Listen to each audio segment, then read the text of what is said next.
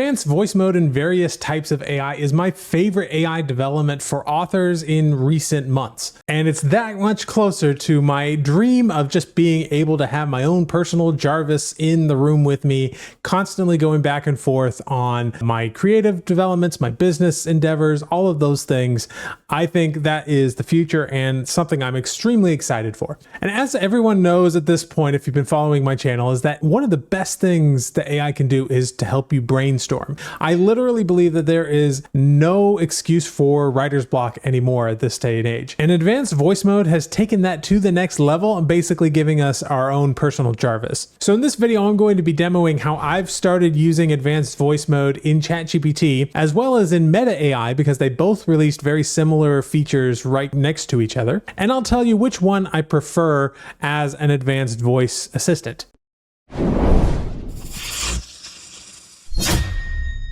Now, one of the cons of advanced voice mode is that it's currently really only available inside of the app. So if you have ChatGPT and you also have to have a subscription to ChatGPT, you can access advanced voice mode right there in the app. I currently am not able to access it through the online cloud-based version. I assume that they're still working on creating some desktop apps. I understand Apple has one, but I don't have one yet on the Windows that will allow me to do it from my computer. In my ideal situation, this would be integrated into something like Google Home or Alexa or one of those devices, so I can just have it sitting there in the room and start talking to it just whenever I want. That's not a feature that's available yet, but I imagine as this technology becomes more and more widespread, that that'll be something available very soon. The demo I'm going to be showing off for you today is from a book series that I want to write in the future about a colony ship that is heavily inspired by the USS Enterprise D from Star Trek, obviously from Star Trek The Next Generation. I would love to see something like that show, but as a colony ship instead of like a flagship Federation starship going whichever way it goes. I'd love to see it as more of a colony ship just going out into the unknown and never really coming back.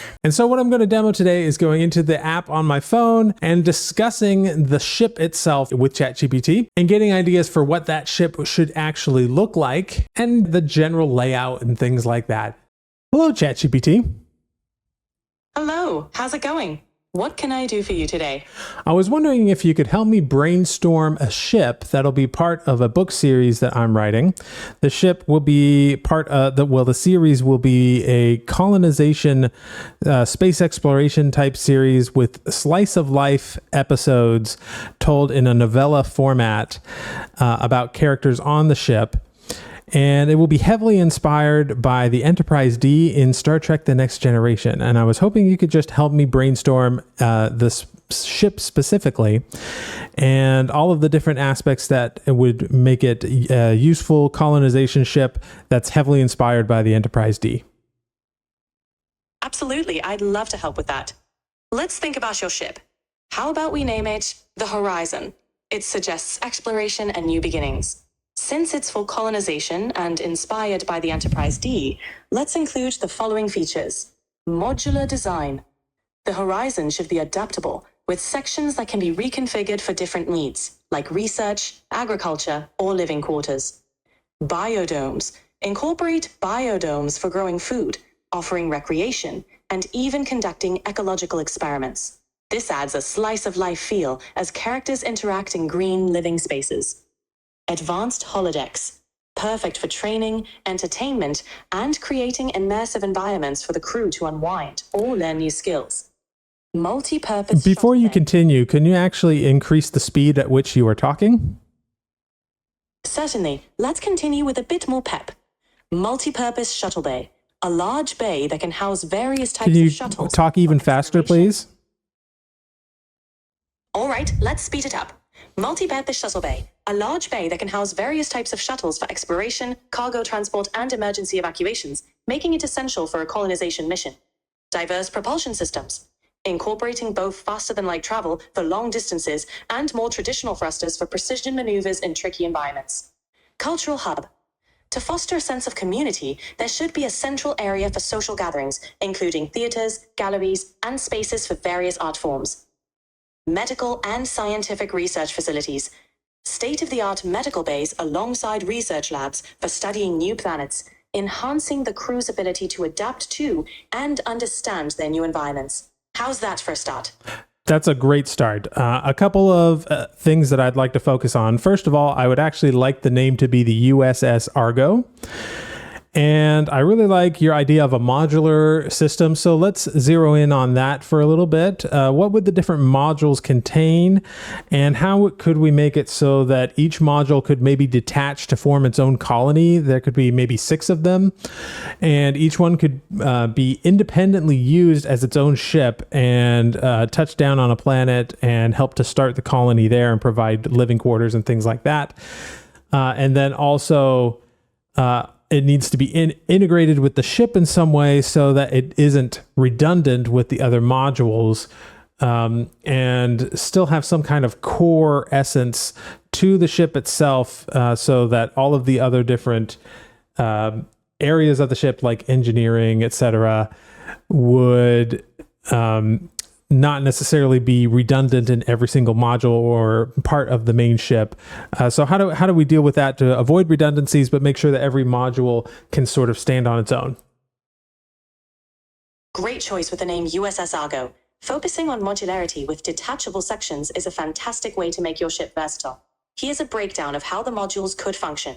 1. Core ship. The main body of the USS Argo houses central operations like the bridge, engineering, main medical facilities, primary life support, and main propulsion. It also contains the command center for controlling and coordinating the modules. 2. Residential module. Includes living quarters, dining areas, and recreational facilities. Can operate independently with its own life support and basic medical bay. 3. Agricultural module. Houses biodomes and hydroponic farms for food production, equipped with its own laboratories for agricultural research. 4. Science and exploration module. Contains labs, research equipment, and smaller shuttles. See, I find that to be a little bit of a problem because each of those modules is a little bit too highly specified. So each module should have all of the residential areas for that particular module. So all of the residents would be split out across these 6 modules. And each module should probably have its own med bay. It should probably have its own... I see what you're going for. Yes. Each module... Got it. Each module should be a self-sufficient, smaller version of the entire ship. Let's flesh that out. Number 1, residential quarters. Each module has its own living spaces, with sleeping quarters, a communal dining area, and recreation rooms to serve its residents. Number 2, med bay. A fully equipped, smaller medical bay to handle routine health needs and emergencies, ensuring each module can care for its inhabitants. Number 3, life support systems. Independent oxygen generation and water recycling systems to maintain a stable environment. Number 4, multi-function facilities. A mix of labs, workshops, or small-scale manufacturing areas for science. Continue.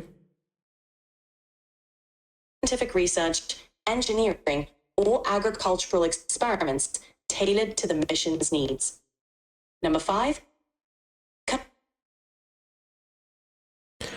command center. A mini bridge in each module for local control, which can also... Absolutely. 6, propulsion and navigation. Each module would have its own smaller propulsion system and navigational array, allowing it to travel independently and land on a planet's surface. Number 7, energy core. A compact but efficient power source, possibly a fusion reactor, to sustain all functions of the module, with the ability to tap into the Argo's main power grid when docked. Integration with the Argo. While each module is self-sufficient, they connect to the Argo through a central docking system. This integration allows for resource sharing, coordinated propulsion for faster-than-light travel, and centralized command when necessary. Okay, I think these are great ideas. Could you maybe paint a picture with words about what this ship overall would look like? Because I really would like to get into that, the visual aspect, so I can envision what this might look like. Absolutely. Let's visualize the USS Argo. Imagine a sleek, elongated starship, its hull a shimmering metallic silver that glints under distant stars. The Argo's design is both functional and beautiful, with a central body that houses the core ship functions, bridging into a wide, sturdy base.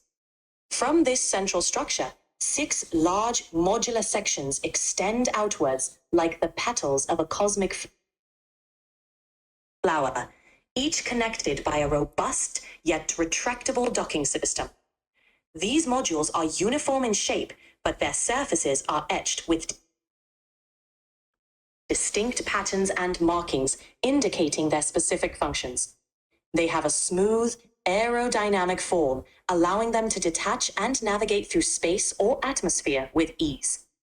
The front of the Argo features a sweeping view screen, behind which lies the main bridge. The rear tapers into a powerful engine block, housing the primary thrusters for interstellar travel.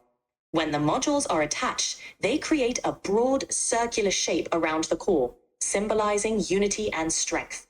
This design allows the USS Argo to be both a formidable presence in space and a versatile mothership for its modular counterparts, ready to explore, colonize, and thrive in the unknown. The ship embodies a spirit of resilience and adaptability.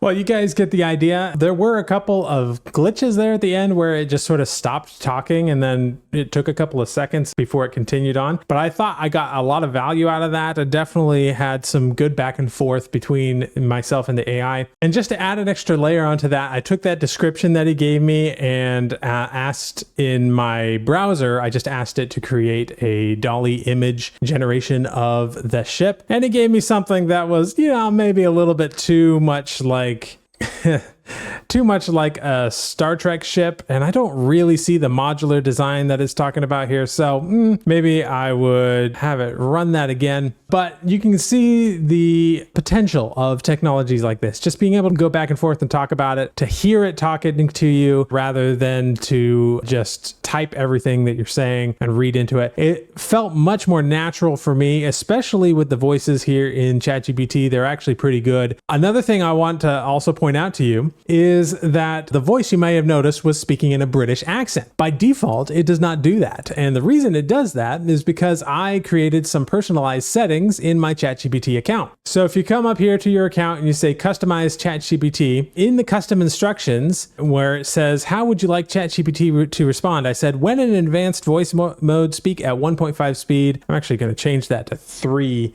times speed because it wasn't going fast enough for me, and in a British accent. So there are things you can do here to customize the voice and everything just in your custom instructions so that you don't have to ask it for that thing all the time. You'll notice that I asked it to speed up and it did, and then it kind of forgot. So this will hopefully, if I put 3x speed here, hopefully that will help it out a little bit. I'm just going to hit save on that. Now you may also be wondering about Meta AI. Now Meta AI also has a advanced voice mode. Now, just like ChatGPT, I don't believe it's accessible inside of the browser version. The way I was able to access it was through my app. Facebook Messenger app is specifically the one that I used, and it functions very similarly to the ChatGPT app. You can interrupt it, you can, have a conversation with it. The responses that it gives you are relatively short so that you can just have that flowing conversation. And the Meta AI app is free. You don't have to actually pay for anything. So if you don't want to pay for a ChatGPT subscription, you don't have to. You can use Meta AI instead. The only reason that I demoed ChatGPT instead is because it does have advantages in some areas. For instance, when I asked it to speak a little bit faster or speak in a different accent